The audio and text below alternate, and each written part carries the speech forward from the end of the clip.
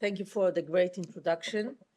I couldn't choose, so I chose two, so that we will connect two topics. I think it's a great opening for AI because it's really changing everything to connect AI both to cyber and to quantum. But I'll do it separately because they are not connected together yet. So by introduction, if this would work, let's see. Works now. I studied in Tel Aviv University, 30 years C-level at Checkpoint, now doing quantum technologies VC, and on the way Techie and Love AI.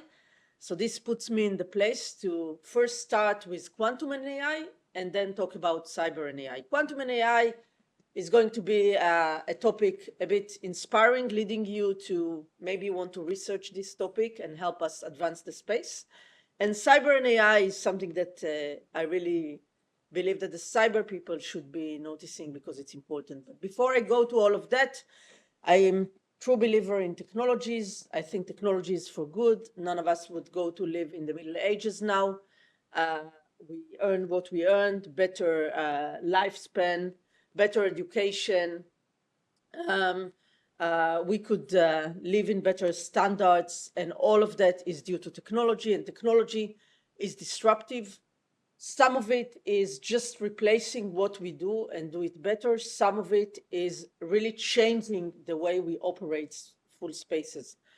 And when we think about the impact of technology, we should A, adopt the force multiplier side, and B, think all the time how it changes the space, because it may change the space in a way we could leverage, or it may do damage, like pull the rug under our existence.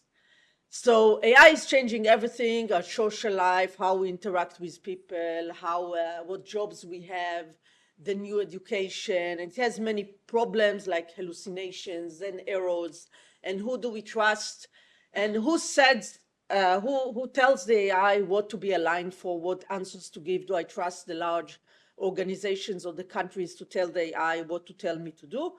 So all of that, if you are entrepreneurs or investors, you have to take it into consideration, and you have to build your startup or your thinking to do a big change. And not only a big change, you have to be ready to prove that AI, like generic AI, is not going to replace you in the next iteration of like the big LLMs, etc.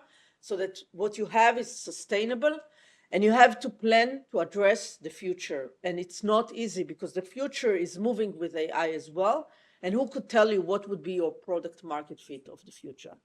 So with all of that under our hands, now we want to speak a bit about AI and quantum and cyber and quantum. So let's start with AI and quantum. And I brought this because I think that there is an opportunity for further research and further development. This is one of the spaces in quantum that is not solved yet. So that's why I'm excited about that, and I think it's interesting. So many people could say the whole quantum is not solved yet. This is not true. There are quantum computers. We'll talk about that. There are many indications that quantum is real. The opportunity with quantum is to solve unsolvable problems in a completely different way. We see the research and maturity of the technology.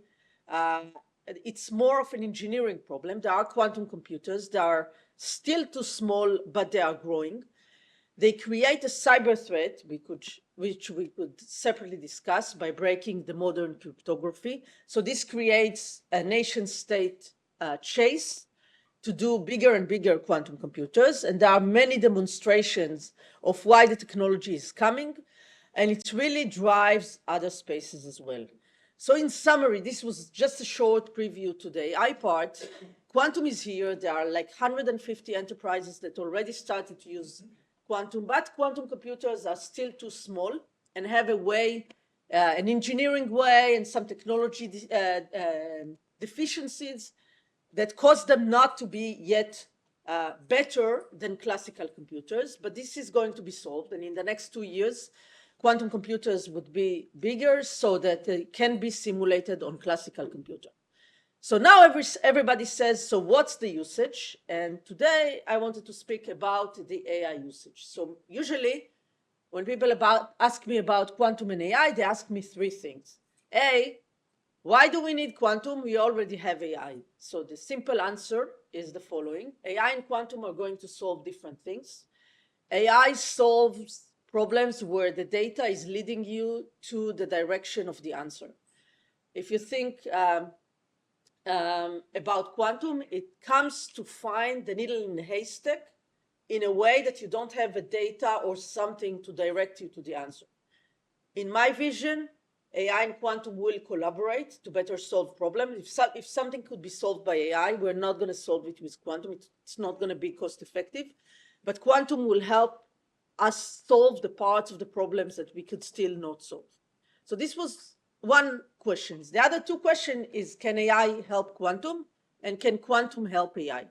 So the first part, how AI helps quantum, this is very easy. AI helps in research and development, help design systems. There is even an article from Scott Aronson, how AI helped him write his completely theoretical research paper, not by improving the English, but because he challenged the AI in few spaces.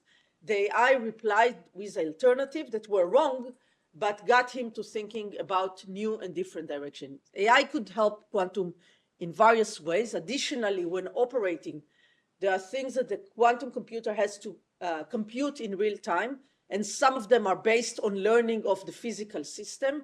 These are systems that include like dynamic reactions. This is also a space that AI could help quantum. And finally, and maybe the most impactful, is once we have big enough quantum computers, AI will help us adopt quantum computer faster, because the distance to understand how to adopt it in chemistry or drug development or others will be much shortened. So AI does help quantum, and then comes the question, so how quantum help AI? And everybody wants kind of this magic to happen. So this is not an answer. This is just me encouraging you, if you are a researcher or interested in challenges, to try to solve it. So today, there is no magic in solving like matrix multiplication by AI in much faster way. There is, by the way, an algorithm for linear equation solving that could lead to matrix multiplication, but it requires sparse systems. If you are on it, go read about it. It is exponential, but it doesn't generate enough generic use case to solve AI. So for right now, we don't have a generic answer like quantum will crash AI and kind of solve every problem. So this is a challenge for you to take on if you are onto challenges. But quantum does have the opportunity to do some machine learning improvements. I won't make it a very detailed one, but things like, because the quantum computer is a physical, is an entity in physics, it has a better way and more advanced way to describe the data in its relationship. So what may happen is that within an application, we will need much less data or much less classifiers in order to solve an AI problem. So right now, we don't know to pull the rug below us with quantum, but we may be able to solve the application.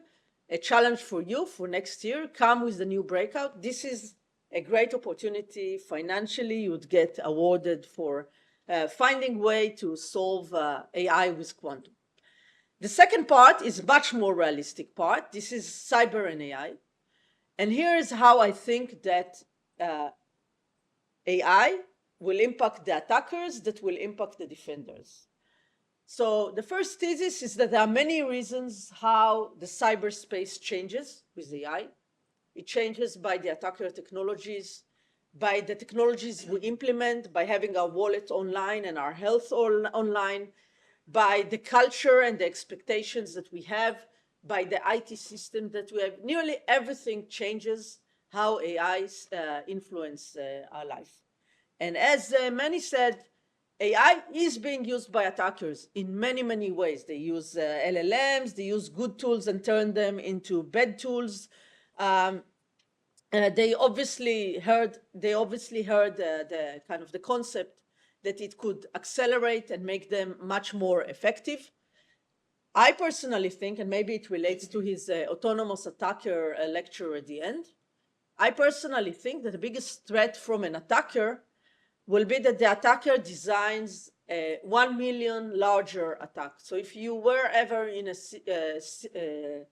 security group of an organization, sometimes you get attacked and you call in all your SOC to be ready to fight that attack. But if your attacker could activate agents to perform the attack and could scale them up to a very large size, you may face a scalability of attack that you've never faced before, and you will not be ready to be able to take advantage of this attack, to take advantage of the resources you have in order to close this attack. This is a very, very severe and likely situation. So many people are busy with the advanced things that AI could do. I'm starting from the basics. AI could just do a massive targeted attack and get us all. Meanwhile, on the defense, AI is helping the defenders, they're giving them security assistance, they help them to collect threats, they help the SOC. There are many good things, like a force multiply, that AI is doing for the defenders. So that's great, because the attackers were better and the defenders were better. But the problem with this model is that the AI is assisting humans. And humans will not be able to fight that massive attack that we saw before. So here is how the AI helping attackers will actually advance our defenders. This is a famous picture from ordering food from home in the US market. There was all the technology, everybody could order food from home, but they didn't do it until what? Until COVID started. Then everybody did it and nobody went back. So with technologies, we have to be ready with the technology and we have to have the right triggers. Sometimes the trigger is not about us. So what I believe is that the end outcome of defenders is autonomous security. It's actually not the AI helping humans, it's the humans helping AI. AI is in the front, does most of the actions, and humans will help it do it. But the problem is that if you go to all the CISOs, they'll tell you, no, no, no, we're not activating autonomous security right now. Give us kind of hand control. We want to be in control. And that's all great. Until what? Until that moment that we saw before, when I'll face an autonomous, like high-scale targeted attack. At that point, I'll realize that there is no way for me to manually combat this attack. I'll activate everything that I have, all the control in autonomous mode. At least for that day, I'll tell myself that the next day over, I'll shut them down. But I'll put it all on, because that would be my only way kind of to pass through this attack. So the defenders at that point, whoever would be ready, will be activated autonomously. And whoever will be ready will not go back the day after. Nobody will shut you down if you were ready. If you are ready, you will stay autonomous in this organization. And this is one of the ways you could really perform a transformation and could really change stuff. So if you are a believer in this future, it means that you have to be ready to be autonomously activated one day without notice, without preparation. It means all kinds of things. It means that the product requirements are a bit different, that you do more reinforcement learning, that the system have a way to direct its assistance from the human when needed. A system that is built to work autonomously is a bit different system than the system that is built to assist people.